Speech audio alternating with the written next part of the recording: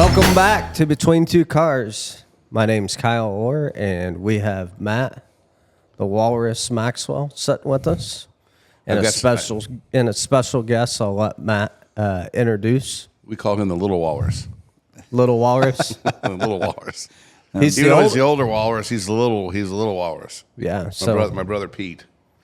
Hi. How are you guys doing? Good. Doing great. Hey, it's Pete came down from Kansas City. Kansas City, yeah. Uh-huh. Are you on the Kansas side or the Missouri side? We're in Overland Park, so we're on the Kansas side. Okay. Yeah, so he's a Jayhawk. We got a Jayhawk here. No, he's not a Jayhawk. No, his wife's a Jayhawk. My wife's a Jayhawk. Okay. He's a Missouri boy. He's a Michigan boy. I'm a Tennessee boy. I was born in Memphis, but I like Michigan football. I like Tennessee basketball and now Tennessee football. Kansas football's coming back. Okay. Mizzou.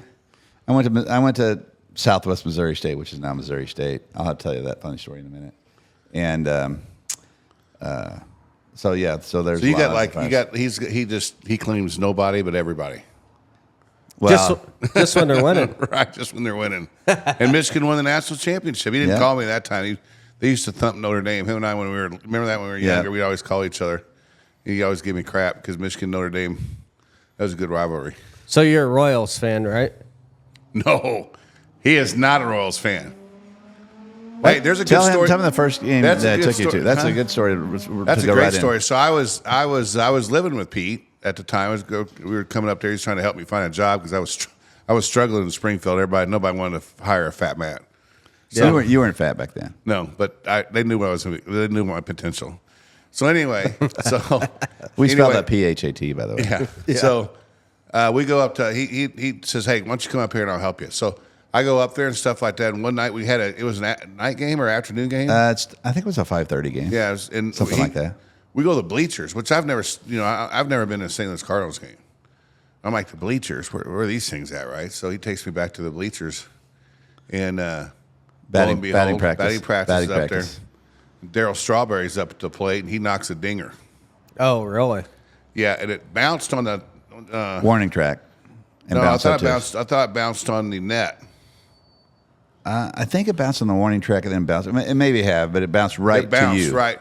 And the guys in front of me missed it. I just took my hand. Yeah, I took my hand up and caught it barehanded. Right in his lap. Boom. Were you 16, 17 at the time? Yeah. And it was like, he'd never been to I don't think he had been in a Cardinals game at that point yet. And he was just freaking out. He was like, "Oh my God!" I'm a Cardinals fan through and through. The Royals are my minor league team. I love those guys. They used to be feeder teams. I mean, they've had some World Series and they've had some good teams, but they're probably looking at one this year if they keep it up. Keep it up. Yeah, except they have Matheny, and he'll teach you how to screw something up in a heartbeat. Cleveland went on a run though. So that's all right. It's not even All-Star game yet. So I don't really start watching baseball until after the All-Star game because everybody's getting in their swing and you got to figure out which injuries are there. Except the Cardinals. Cardinals are struggling again. Yeah. Well, that's an ownership problem. We won't get into that. 100%. Right. But anyway, he's from Kansas City. Yes. Let's talk about why I came down here. Well, why'd you come down here? Well, Matt's sold us several cars over the years, obviously. But now we'll get into the backstory about that. But I came down here. Long story short, I came down here because my son Quinn, wanted a car, and so we sort of looked around and said, "Okay, what do we want for him?" And he wanted his dream car is a Hellcat, but I said, "No, you're not getting a Hellcat." He's still 14. He turns 15 later on this month. But in Kansas, if you have more than 20 acres, you can get your farm license. And he's been driving on farm. He drives a tractor. He drives a bob truck. He drives the truck. He drives the Has he wrecked anything yet? That's kind of how we can learn how to drive. We don't talk about that. We're not going to jinx anybody here. I mean, we did. Well, I thought you're supposed to. Isn't that what you're supposed to do? With Actually, farm he equipment? has. He has. You got to. We just got done one day putting up a brand new hot wire fence, and I sent him on the Kawasaki Mule. And he'll tell you that there was a wasp or a bee in the cab. Now, it's an open side-by-side. There's no cab to it. And he's looking down. I'll say he was looking at his phone or his Apple Watch or whatever. And, it starts veering right. And we had just got done putting on all these T-posts. And he runs right smack into it and it bends it. I'm like, oh, my gosh. So, You're yeah, like, so he has. Gosh darn it. Yeah, that's what I said. Anyway, so that's about the only thing he's done. So he's not really actually caused I believe any the damage. story. But that's completely okay because that puts you on a farm. You're not a farmer until you wreck your first piece of equipment. That's how we learned how to drive. What it was on the farm. Well, I did. You didn't. I stole cars back then. I was remember the motorcycle I took and started the field on fire. My God. Oh God, yeah. That's I a forgot different about story. Yeah. Well, back then though, so it was funny because we grew up on the Mississippi River, and our family had some farmland. And when you harvested wheat fields, instead of now it's no-till drill. You don't till anything under because you want the microbials to take care of the soil. But you would drag a tire. You'd light a tire on fire and you drag that behind a truck or a tractor, and you'd light the wheat field on fire, and you'd burn the wheat stubble for the ash. But now you don't do that. Now there's all kinds of science, and we'll get into that in a minute. But there's all kinds of reasons that you don't do that. First, you don't waste the diesel, Right. and or the labor, or the wear and tear on the tractor.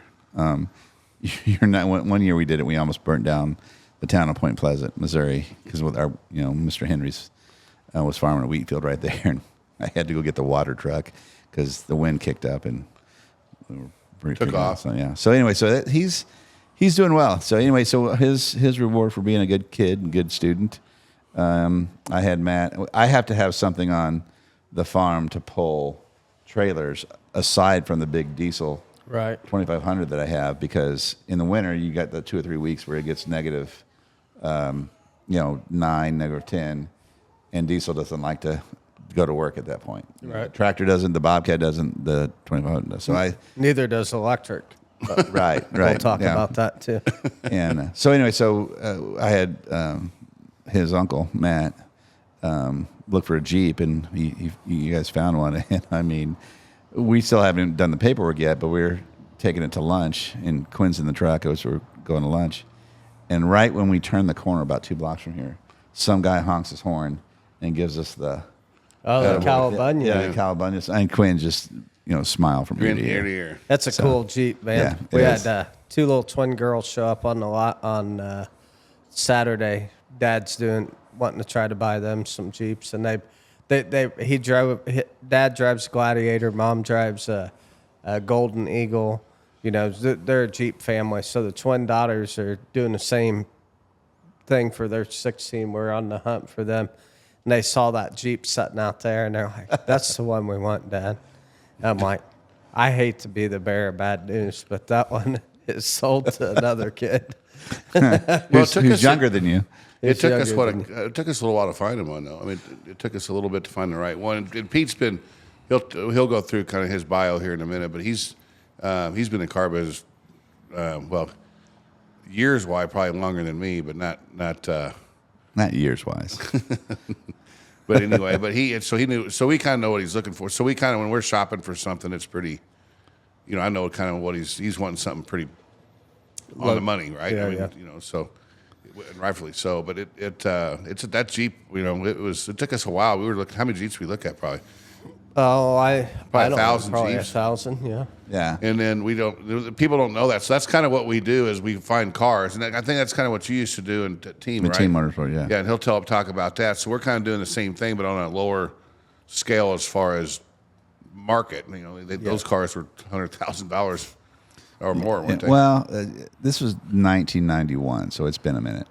But I was at Douglas Toyota before that, before the Price, Mr. Bob Price bought it, and then I think he ended up selling it to Mr. Van Tile. Mr. Van Tile. Right. So it was 1991, and this is a good time to get into that story. So the reason Matt's in the business is I'm working over at Team Motorsports. I'd moved from Douglas Toyota over to Team. He's 17. This is the second job I've gotten. No, this was the first. This was the first job I got. I always have to go to Pete for a job. That's how it was back then. Yeah. So he needed a job, and he and Josh Parker, who's over at your buddies, Reliable? No, he's at the 18-wheeler. Yeah, He's he a works Prime. for Prime. Now He's a Prime. Yeah, He's a Prime. manager Yeah, of Prime. Anyway, so they needed us, so we needed detailers. Now, we had a guy there that was our main detailer. And Okay. he made these cars look like they walked off the assembly line. So what we did back then, this is before EPA kind of said, no, you can't do that anymore.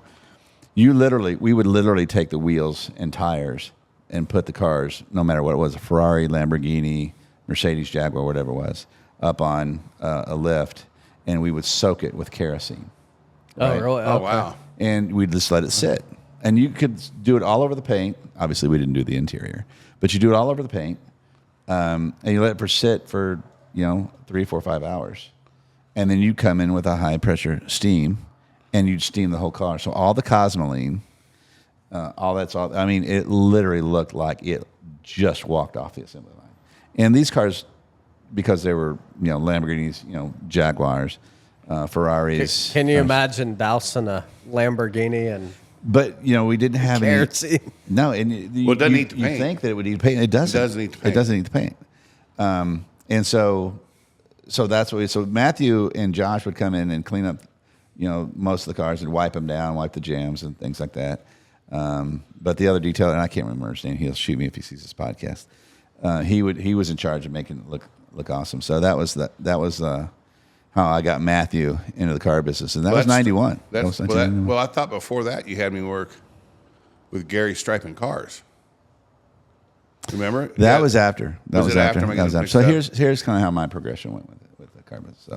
So I get out of the Marine Corps. I'm going to college at SMS, and obviously there's jobs. And Douglas Toyota had they were over there where the Toyota store is now. It was old when they hadn't remodeled yet, and they had the deal. I don't know how long you've been in Springfield, but they had that anything you can push, pull, or drag onto the lot. with the crunch bird. Oh, gosh. They had a crunch bird. Remember the crunch bird? Oh yeah, it was I'm crunching prices, big ass bird. right. I mean, literally, cars didn't have motors in them because there was no fine print for what like the you first wanted. 2 or 3 months. Yeah. So literally, people bring these cars in on trailers for trade-in. Anything you can push, pull, or drag onto the lot. So, and so what happened was that goes on for a while. Mr. Bob Price buys it, but they brought in a sales manager, and I can't remember his name. It's been a minute. But they wouldn't hold gross on the deals, and you know how salesmen are. You're wanting to sell a unit, and that's your commission. I mean, you've earned it. Right, You've been right, there right. 60, 70, 80 hours for the week, and probably back then takes about $1,700 a car, or a month, Yeah. for you to kind of make your mortgage and your rent and your insurance.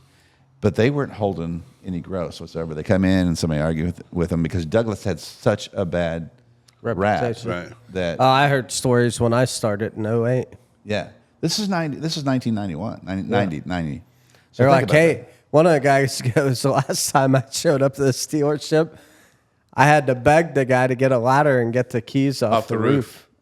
for the trade-in or for the car. yeah. Before they let you take a test drive, we'll give you your keys so you don't steal the car. And then the salesman would either block the exits with other cars so you couldn't leave, or they'd throw the keys up on the roof. They did crazy stuff. It was That's insane. so, and people would drive through the lot. They'd have their windows rolled up and locked. So, and because salesmen would actually open the car doors, And pull them out? not pull them out. But I mean, you kind of it's a little disconcerting when somebody opens your car doors. You're just trying to window show shop used in a cars? Yeah, dealership, yeah, right? yeah. Remember that show, Used Cars, and that big guy? Oh, sitting there New teaching, Deal Used get in the Cars? car, get in the car. Yeah. Yeah, it's kind of like that. We're Get blowing in the car. shit out of high prices here. So It's got power steering, power. So you started at Douglas and then you started worked for at Douglas. Mr. Price? Well, Douglas started, and then Mr. Bob Price came in. And I tell you what, that man was such a gentleman. Yeah. As far as a local He business, still goes over there and waters the Is flowers. he still alive? Yeah. Oh, yeah, yes. God, He he's lives got to in be in his Branson. 90s.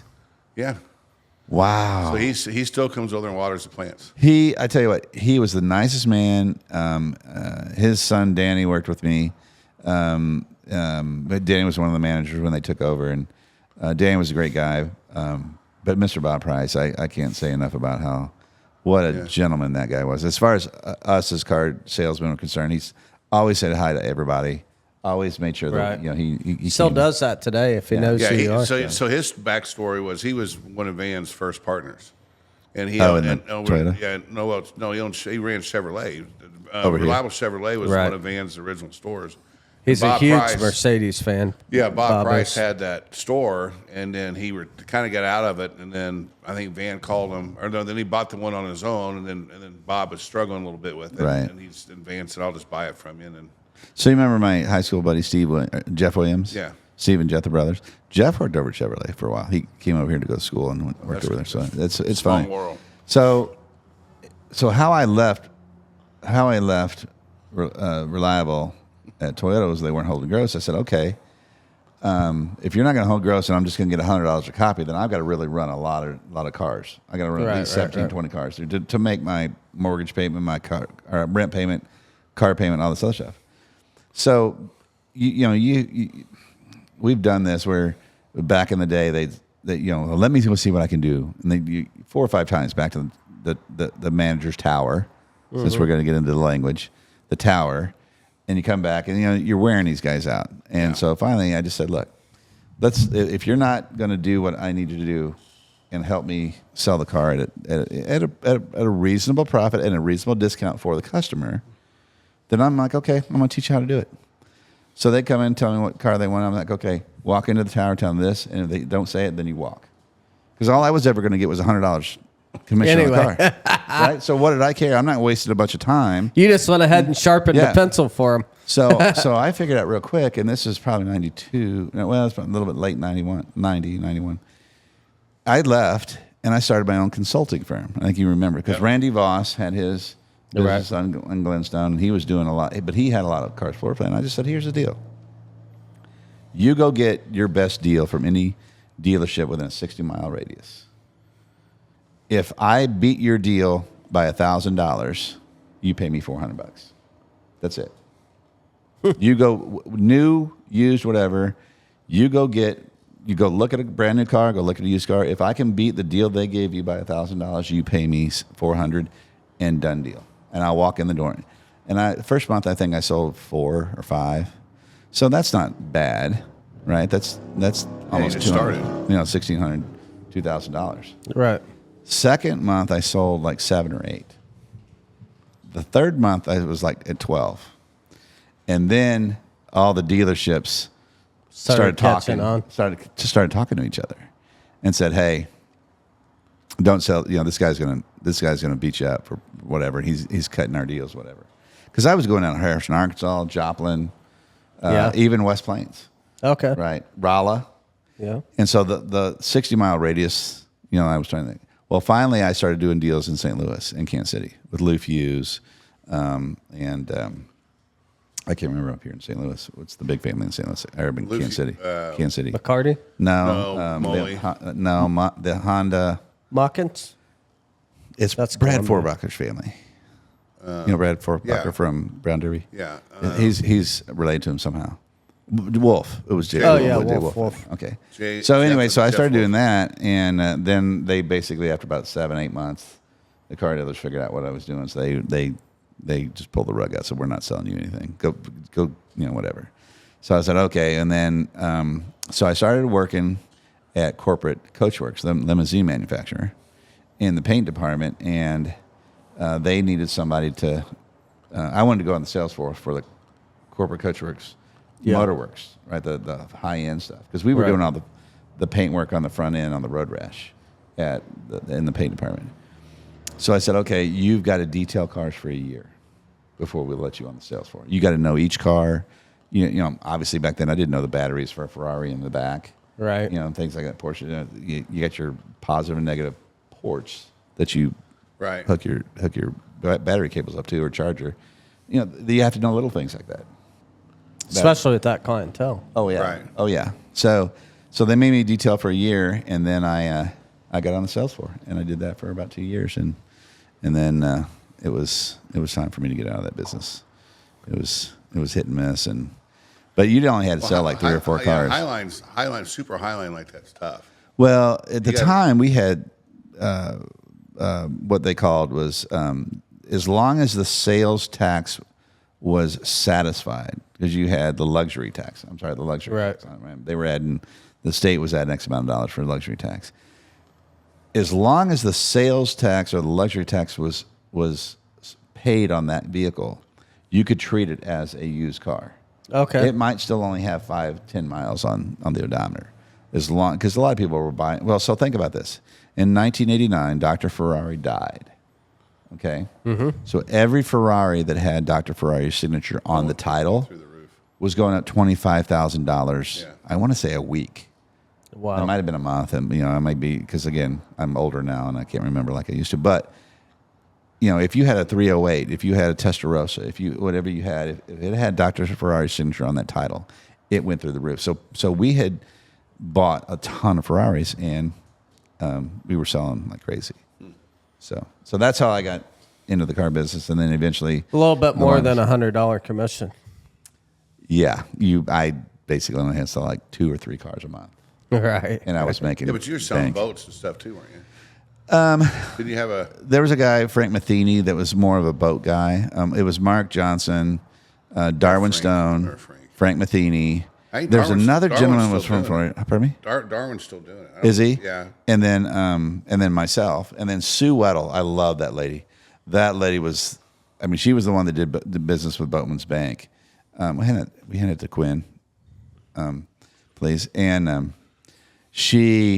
that lady was. You talk about a shrewd negotiator. Yeah. And she did the banks and that sort of thing. But she, and of course, when you're dealing with doctors and people that bankers and people that kind of money, you're not really negotiating. They want their car. They want this. They want this color. So, today, what's happened is that's what people want today. Is right. They want fast. They don't want to jack around for 3 hours. You say going back and forth. If you do that today, they're out the door. Yeah, well, you're just not. Nobody's going to come to you. That's why.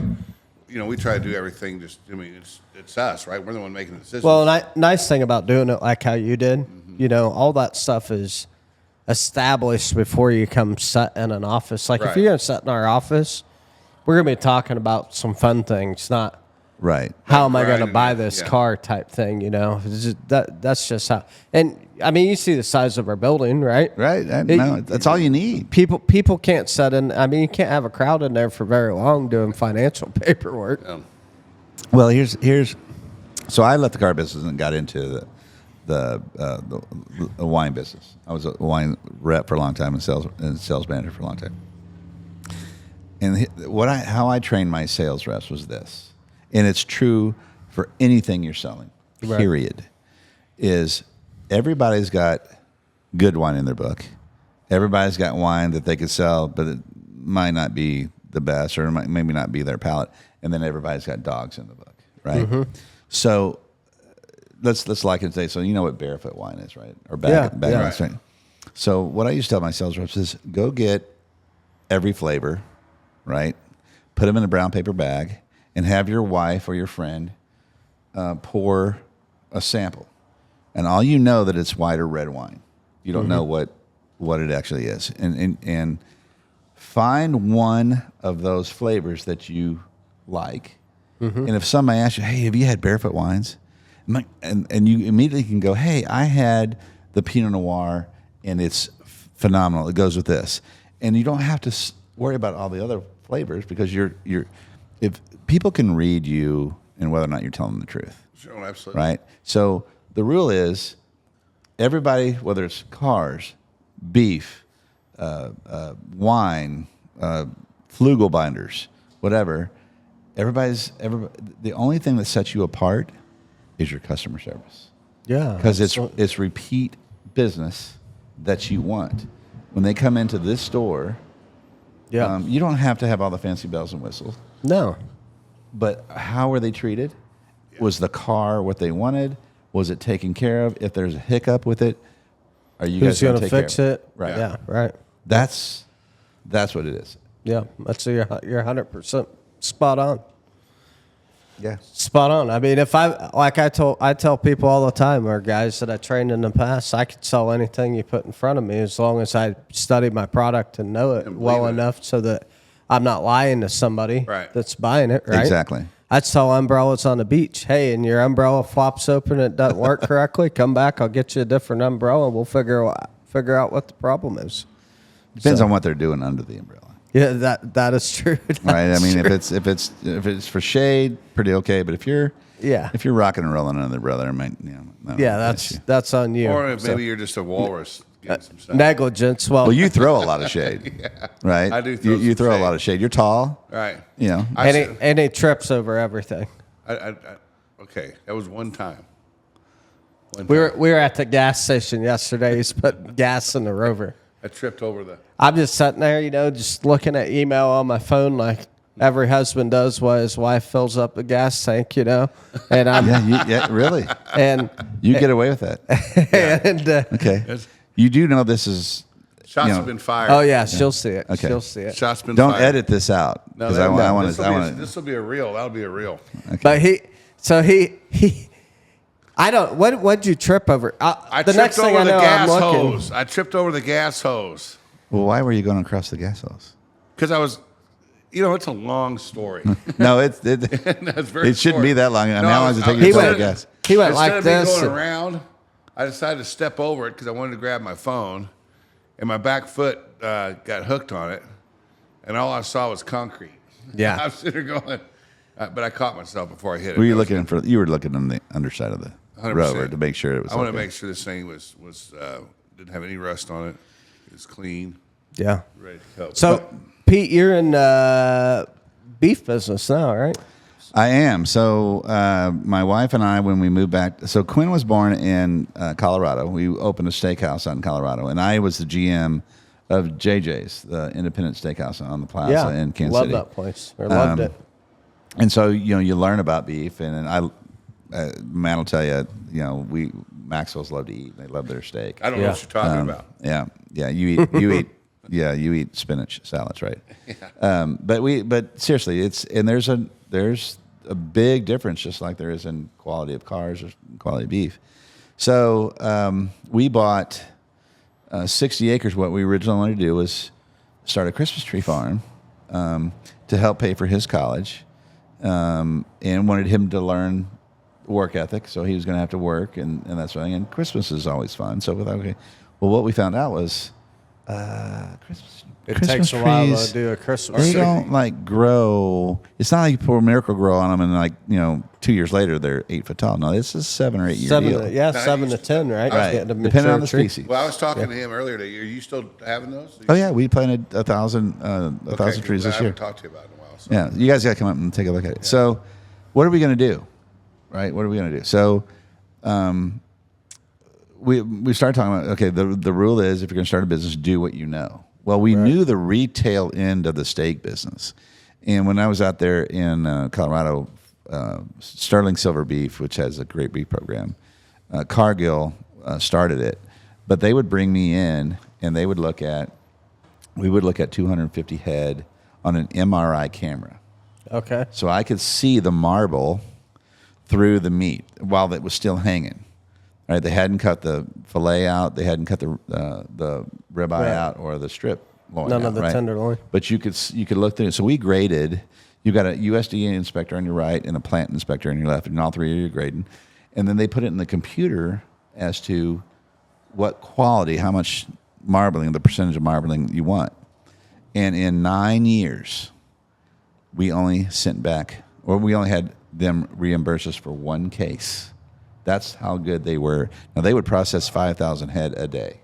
That's crazy. So think about that. Think about how all the feedlots and all that. That's a lot of meat to look at one day. Right. So we decided, okay, if we're going to do this, let's do it right. And being in the business, you kind of know, all right, when you drive out to Colorado, you see the feedlots and you can smell them 5-10 miles away. And you start doing your homework, and they put their antibiotics in their feed, so they get antibiotics every day. They they do feed them with the hay and maybe some dried distiller's grain or some corn or whatever meal that's grinded and mixed in. But they're all on top of each other, and it's all dirt. So they're going to the bathroom and that sort of thing. So we're like, nah. So I started watching a gentleman by the name of Joel Salatin. If you remember the movie Food Inc. Yes. And it's like, okay, there's a better way to do this. And then there's another a gentleman up in Columbia, just above Columbia, Greg Judy. Now, Joel South was out in North Carolina. Greg Judy's over here in Columbia. And I went to grazing school Missouri. up in Columbia with him. And he'll tell you, if you'll move your cattle every day and you give them what we call a fresh salad bar every day, right? You do several things. The microbials in the soil get to recover. They're going to eat a third, they're going to leave a third, and they're going to stomp a third. Now, stomp means that you've got grass turns to seed head, so you're reseeding your pasture because they're stomping the seed head in. Right. So you're reseeding it automatically. They're leaving the manure, which is your fertilizer, right? And it goes stagnant after 21 days. So they don't get to see that 1 acre that day that they ate for 45 to 60 days, right? So the grasses can recover, right? It also mitigates the flies because the flies only travel about 150 feet unless they have a host. And so you move, and it takes 4 days for a gestation period. So by the time you've moved them, you've basically outside the area that the flies are. Now the flies do travel, and they can travel a little bit farther. So that's the scientific side of it, but there's the practicality side is a little different. So they don't get any hormones and no steroids. We put no petroleum-based fertilizers or herbicides or pesticides on our pastures, and we don't let them into the ponds because they go to the bathroom in the ponds, and that breeds bacteria, and they drink that, and they worse bacteria than you're getting from the grass. Oh, it's crazy. Carries. Algae and all that stuff. Yeah. So we only use the ponds if we need a little bit of irrigation water, right, to irrigate with. So you water them from a trough, then I assume. Yeah, and it's fresh water. It's county water, but it's fresh water. Right. It's air. I mean, it's going through. It's filtering. Right. Right. So let's talk about what that does for the cow. You know what you're getting. They're not on top of dirt. The flies are minimal. They don't get sick. The meat is not pumped for the steroids or antibiotics or hormones to make it fat. So I was explaining to your partner that he was asking me. I said, you're putting it's Wagyu beef that we're doing. So we're doing the Akaushi, which is the red Wagyu. Yeah, the Japanese style beef. But it's the red Wagyu. So they were raised at a higher elevation in Japan. And then they come up here, so they're a smaller breed. Because Japanese, they use K for their grading of the meat, right? It's Kobe, what they. So when they come over here, it's Wagyu. It's Japanese. Yeah. The breed is Japanese, but when over here, it's called Wagyu. And so we won't get a huge steer. So what you might see going to a feedlot and coming to the processor is 1,800 pounds, right? And you might have 1,200 pounds of beef when it's hanging each side, right? You'll have 600 pounds on this side, 600 pounds on this side. Ours, you get 600 to 700 pounds of total beef, right, aside. But again, we're not pumping it full of hormones. I mean, if you look at what chickens have done in the last 50 years, back in the 60s, they were 2-pound chickens. Yeah. Now they're 8-pound chickens. I've seen some chicken tenders in the last year that I they were as big as the breasts that we were eating when I was younger. Yeah. And so that's so we wanted to do it naturally. It's also cheaper. There's a process though when you do Wagyu. I mean, I've been told in the past. Now this might be where you come in on this, but they massage them, right? They do in Japan. They feed them beer. Yeah, feed them beer in Japan. That's a whole different deal. I mean, we're American cattle ranchers. Yeah. And just so you know, it started back in what'd I say? No, I know. I'm just saying America. Yeah, America. So it started back in the 1400s. The Spanish are the ones that introduced beef into this country back in the 1400s. But so yes, you're correct. They massage them. They take good care of them. But one of the things that we do is when it's hot, 95 to 100 degrees, they still get their 1 acre of fresh salad bar every day. Now it's 2 acres because our herd's gotten so big. So you get 1 acre in the morning, 1 acre in the afternoon. But they have access to the tree line, so they can sit in the shade when it's hot. So how do you have how many acres you got now? We ended up buying another 120 acres that was contiguous right next door. So we have 180 total. Okay. So you haven't fenced off acre by acre by acre? No, or is it 2 acres, we use polywire. So it's rolled up polywire. Okay. The exterior is hot wire and permanent fence. But once they respect 9,000 volts, they respect it like any man. Yeah, they only have to, touch it once. Well, one time. I mean, it's not like every cow goes listen, to that, right? They kind of learn. They're quick learners. Of course, they can smell it. Right. And so what's the first thing they lead with? They lead with their nose. Mm-hmm. Yeah. Well, put 9,000 volts on your nose. You saw Jurassic Park, right? Let's do it. 12,000 Yeah. volts. Okay. Yeah. And Quinn, you got to. I tell you what was funny is Quinn's a farm boy. We both ridden a Lightning on several occasions. Ugh. You learn to respect it. 100%. You don't cross it. Like you don't step over it. You like don't I step would. over. Yeah, no. Fat Matt might have a problem. Yeah, you don't want to get caught halfway. Right. Yeah, right? Son of a. Yeah, I mean, it's okay with me because I'm not going to have any more kids. But for him, I want to make sure he's okay. But yeah, so you got to go out there. So what time do you go out there every morning to move the cattle? Well, this morning because we were coming down here, I got up and left the house at 5:30. I usually try to get out there, especially in the heat of the summer. I get out there probably about 6:30 or 7. It takes. So how do you herd them? Oh, it's the funniest thing. I mean, everybody loves Yellowstone, and I do too. It's a great show. And if I had 10,000 acres, it'd be a different story too. But you literally I roll the hot wire back the distance that the width of this garage is, and they will fight to get through to that fresh salad bar. Oh, I mean, really? it's like, okay, I'm going to tell this funny story. Have you ever been on a Walt Disney cruise? I have not personally. Okay, so it's obviously parents with their kids, whatever. Now, you've already paid on the cruise for your meal, and it's a buffet. Mm-hmm. It's basically all you can eat, right? And when they open that door, it is a fight almost to the death to get how many cinnamon rolls you want or whatever, right? Yeah. And it's funny. You'll see, if you've ever had 65,000 pounds of beef running at you, right, at one time, and all you have is a little roll of hot wire, but it kind of gets your attention. What's it sound like? Just thunder? Oh no, because actually the grass is probably about a little higher than thigh high at that point. So they're running through the grass, so you can hear them run through the grass, right? So it's kind of they actually will respect it. I mean, I'm kidding about, but in the winter when you're rolling out hay and it's cold, they really will run at you. Yeah. At full gallop to get to the first hay bale. Hungry. So it's getting breakfast. Oh yeah, it's a natural process. It doesn't hurt the ground. And I said, so it's like anything else. And we'll go back to the buffet story. Well, you got this big, huge buffet, and of course you may have lobster, and you may have steak, and you may have whatever, and everybody wants whatever they like. Like right. You won't get Quinn to eat salmon.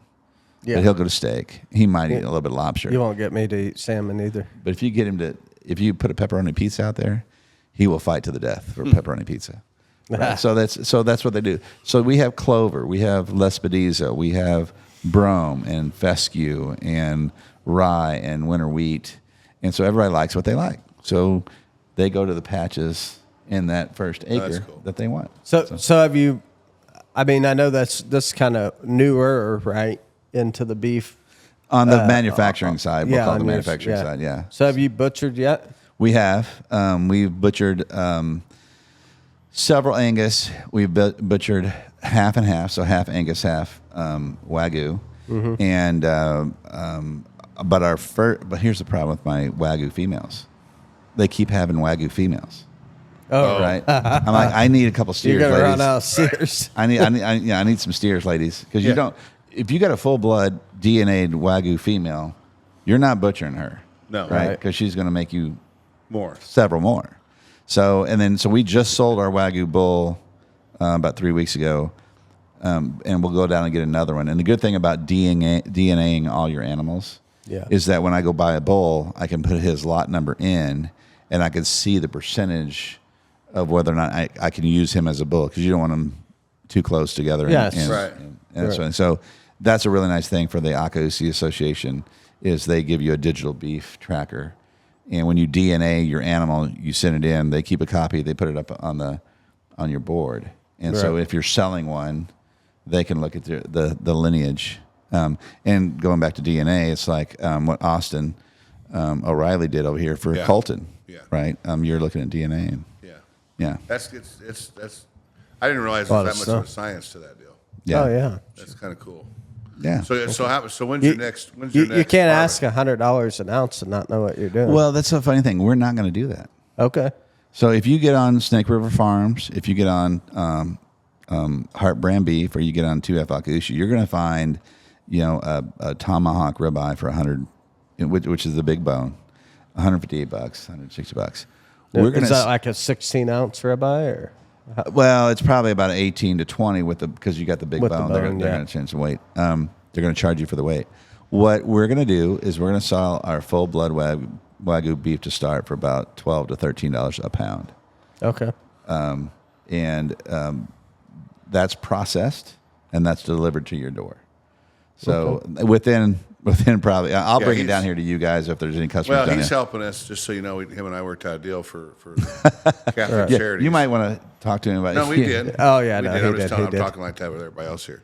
But we're going to buy. He's going to help us so we can donate some money and raise some money for. That deal. There's another deal you didn't tell him about. The grill, the smoker. I already told him. Okay, so that's another thing that we're doing, especially, and I think you ought to do it for Colton's Foundation too. We'll donate one for Colton's Foundation. So, it's an easy win-win when we can donate something back to the community. Sure. Because we believe in it. We've been blessed. Right. I mean, it's hard work. Quinn's out there working, but Mother Nature takes care of us, and we've been blessed to work. I mean, I'm almost 60, and I love going out there every day. So we're going to donate a cow. Man, it's cool too, though. That he's, but I remember when I was 14, right? And I had an older dad. I grew up, my dad was 51 when he had surprise twins, or miracle babies, as we like to refer to it. He raised 8 kids prior to that. Wow. But I grew up doing construction work with him, right? And I didn't realize at 14, like getting hit with a hammer and a nail and stuff by my older brothers. How much fun and stuff. Did you get shoot with a nail gun? I got nailed to a roof with the nail gun. I've lost shoes. I watched one of my older. He's building a. He'll remember this later. You will. When you're 40 years old, trust me, you'll remember going out with mom and dad. He doesn't know that now. Didn't appreciate it as much as he will in probably 20 years. Yeah. He's 80, and but he's my mechanic.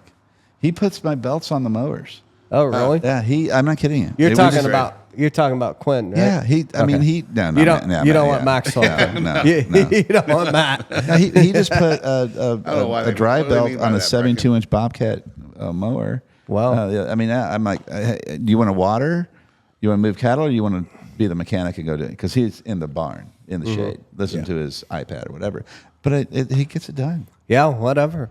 But that teaches them work ethic. Their farm, this Christmas farm that he's talking about, and when he described the scene of this thing, what it kind of looks like with the barns and the caboose. They have a caboose out there. We have a caboose that we're going to start remodeling. And whoever owned it before put it on actual railroad track rails. Right. I don't know what kind of crane picked that thing up and put it on there, but they did. And then there are 3 turn-of-the-century, 18th century buildings.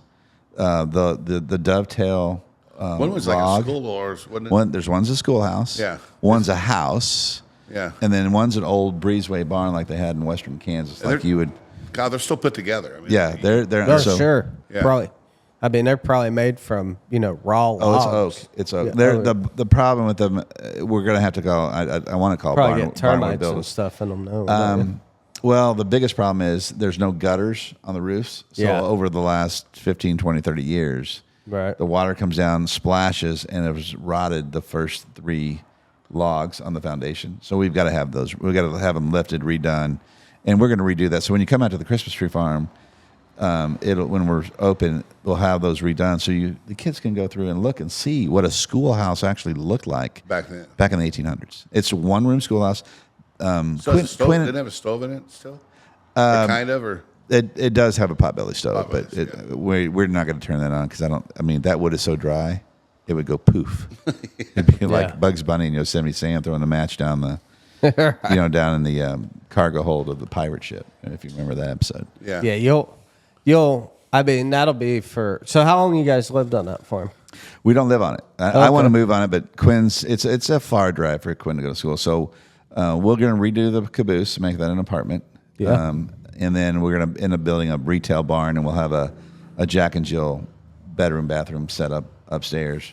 Okay. And then we'll redo the main barn. I think that was built on that property about 1940. So we're going to redo that, and then so we're going to have some fun with it. But he and his friends will work out there. They'll earn money, and You don't hunt out there at all, right? I don't. I'll let a very few people hunt out there because there's a ton of turkey and a ton of deer, but it's archery only, no rifles. Yeah. Because we don't need an accident. Well, that and I just shot 3 cows. I mean, Well, that's another thing. Well, but so if I do let them hunt, by that time the cows are on the interior side of the farm, and the only places that you would hunt would be the exterior by Captain Creek. Right. So there's unless a cow got out of the paddocks, and in the winter you're feeding them hay anyway, so you can keep them wherever you want them. so how many Christmas trees do you have planted now? Quinn, how many do we have? 7,000 planted.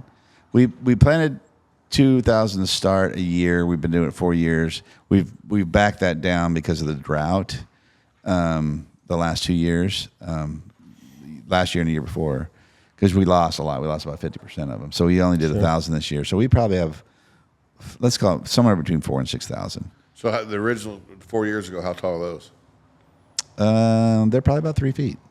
3 feet in 4 years. Yeah, but you got to remember it. So first year they got to get the roots established. Second year they're getting their girth. The third and fourth years when they start getting their growth. Yeah, they're not. So my hometown, I know some guys that they did a Christmas tree farm. But man, it's a lot of work. It's a 10-year investment. Yeah, it's like once you get it going, you're selling. Correct me if I'm wrong. Like you'll have a plot of these trees. These 1,000 trees are ready to be sold. Well, then these 1,000, then you replant back over there. Which what I'm saying? Yes. He'll go back through and plant it. But it's you. He was asking me because I've got trees that I've been wanting to basically make it not look like I live in the city, right? And so, but I've been waiting for these trees to shoot up. To shoot up and mature before I actually plant them on our property. Well, the thing is, we had a flood that jacked a lot of that up. Yeah, took it out. So, well, let me tell you what you should use. And let me suggest to you what you should use. So remember, I told you we don't use any petroleum-based fertilizers on our pastures. We use microbials, and if you'll go look up a company called Nature's Formula, okay, right? So they give us our liquid feed, right? So if our cows were to get pink eye or anything like that, we put vitamin A and iodine in the liquid feed. But the gentleman that started it is a biochemist. Used to work for the big guys, broke away, started his own, and it's natural. It's 25% of the cost of a petroleum base. So what would it cost us? $14,000 last year. Mm-hmm. We're going to do two. We're going to spray the pastures twice for $4,400. Oh wow! And it's better for the grass. It's better for the ground. So we're using it on our lawn. So go buy a gallon of Nature's Formula. You can buy it online. So you use it. I mean, just use it on anybody's lawn, right? On anybody's lawn. Now it's not a weed killer. Right. It's the microbials that go through the leaves. Right. And the photosynthesis Will make process. Grass thicker and richer. Oh yeah. And stuff. Oh yeah. And it basically it'll take 2 years, and then all of a sudden you'll be like, wow. I need a bigger mower. Right. And we do it because it's going to produce more grass, we're more feed. So but what happened a couple of years ago? You had that cow that died. You need to send off to K-State or whatever. Right. So this is my fault. This is truly my fault, and I had a partner at the time, and it really was our fault. So I was working for the Rieger distillery, and we were trying to get rid of all the dried distiller's grain. And that's what a lot of, if you go to any alcohol producing company, if they're doing it from corn or from whatever wheat, they'll have the chaff or the dry distiller's grain, and the cows love it. It literally is like crack to those guys. And so the big guys will grind it with hay, right? Yeah, mix it up, make it go further. Cows have 4 stomachs. Right. They're ruminants, animals. And they've got to, they have to have a certain amount of roughage. So that's where the dry matter comes in. Well, we upped the amount of dry distiller's grain we were giving them because it was free to us. We were at the distillery, we were having a problem getting rid of it consistently. So I said, "Hey, I'll take it," and so we upped the dry distiller's grain and dropped the roughage. And I didn't know this, but they got what's called polio. And so they actually, started running in circles. And here's what the biggest hurt for us was. 5 of them that died, we lost 5, were artificially inseminated with Wagyu embryos. So not only did we lose the cow, we lost the embryos as well. Wow. And then the other one that did survive, she aborted the embryo. So that was our fault, and we learned. Right. And so, but yeah, I had no idea that. So what we ended up having to do, and being in the restaurant business, that my partner's sister his sister was a vet, and she goes, "Oh my God, they may have rabies." So you'll lose a whole lot then, wouldn't you? Oh, you'll lose. We were worried about ourselves, right? Because it's a $10,000 course of medication, and you get shots in your belly, and you know how I feel about needles. Yeah. I see a hypodermic needle that's like that big. It looks like a knitting needle to me. Right? Yeah, my twin, he couldn't do shots, man. He'd pass out. Yeah, can you give it to me orally? Can I just take a drink or something? So, but I had to cut the head off of this cow, and my partner's wife drove it up to K-State. He played football for K-State. Drove it up to K-State, and they said, "Okay, it doesn't have rabies, but he did have polio." So they figured out real quick what we had done. But that was our mistake, and you never want to lose an animal. You don't want to have an animal suffer. And we felt bad. We felt terrible. And so at that point, I decided, okay, if we're going to do this, we're not skimping on feed. We were trying to save a buck, right? Because the dry distiller's grain was free. Well, that happens in a lot of businesses, right? Yeah. So it was a learning curve. Yeah. Expensive, but a learning curve. So, but yeah. So let's get back to the Jeep. All right. Good looking Jeep. Quinn loves it. He's bad to the bone. Quinn, come over and put your headset on real quick. Come on over, Quinn. Say hi real quick. Come on. Hey, we haven't bought it yet. If you don't do this. Well, he's kind of bought it. We have a contract by word. But he's not old enough to have the contract we want. Sit down. Put the headset on. And you want to be about a fist away from the mic. Okay? So I'll let you introduce your nephew. Well, hello. Hi. How are you? I'm good. How are you? I'm fine. You're a good-looking kid. You look like your mother. So this is my little nephew. How old are you? 14? I'm 14. 14. And you got it. What did you get today? I got a Jeep. You got a Jeep. Wrangler. Because you've earned it, right? You worked hard for it. Now, I understand that he put you to the test this past weekend playing basketball, and you hit every game, I'm assuming. You hit the score every game, isn't it right? No, he actually, the rule was, it was kind of a deal, but I didn't know. He had 4 points per game in Saturday. He had a couple of points on Friday's game. But Sunday, he was so gassed. And I mean, he played 6 games in 3 days. Yeah, that's tough. So, but he did great. He did great. But let's talk about how he earned it. He's been working on the farm for 3 years, and we've been paying him 4 years now. Well, it's 4. The 4 years not complete, but he's saved 3.5. So he's got $7,100 saved from working on the farm. Wow. Right, and the rule was, he's got to pay for half of it. Yeah. And so, and then he's got to pay for half the sales tax, and he's got to pay half the insurance on it. So that's what we're going to teach him. Work ethic and what he's got to pay for. So all of a sudden you get out of college, you're like, oh, I got all these bills. So he'll have that. But he earned it. He really did. We need to give him that book right there. Our last podcast was with a financial advisor. And and we were talking about kids, just like what we're talking about. And your dad's doing a good job by teaching you this, because when we were your age and getting out of high school, we didn't get anything, did we? Did we get any kind of training on money or how to? No, but I worked on the farm, so I was I had a Jeep Cherokee. You remember the Bumblebee? Oh yeah, yeah. Yeah, the Bumblebee. No, the car I remember that was cool was the SS. The Monte Carlo SS. That we was, saw one today in Springfield, a black one. That was a cool. 1984. He pulled up. You were in the Marines when you had that. I bought it before I went in the Marine Corps, and it was the first one in 6 states. Dude, that thing he pulled up in that car, and that was a bad mofo right there. That was a bad car. Back in the day, 300. And then we shared the Bronco together. Him and I shared that. The full-size Bronco. I think I destroyed that one. I did a lot of bad things when I was a kid. So he's taking care of you. That's good. So I'm proud of you. That's awesome. You got to be proud of yourself. So let's talk about Quinn. So what else are you doing for money this summer? I'm working at a country club for my mom. Who's your boss? My mom. She's the manager of the country Food and club. beverage director. Yeah. What else are you doing? You're doing something else too. I'm mowing lawns too, around my neighborhood. Do you get to play with friends? Yeah. I mean, he's got a hell of a work ethic. I'll give him that. But my gosh, you're 14. You got to play a little bit. Yeah. So here's the deal. You call me and I'll teach you how to take that on a creek. Okay, I'll come up there with you. Okay. Do you know what Live 360 is? Yeah. You know what that is? I understand what it's an app. I know exactly where he is every minute of the day. And if he ever turns it off, here, you know what a scrambler is? I'll get you one. No,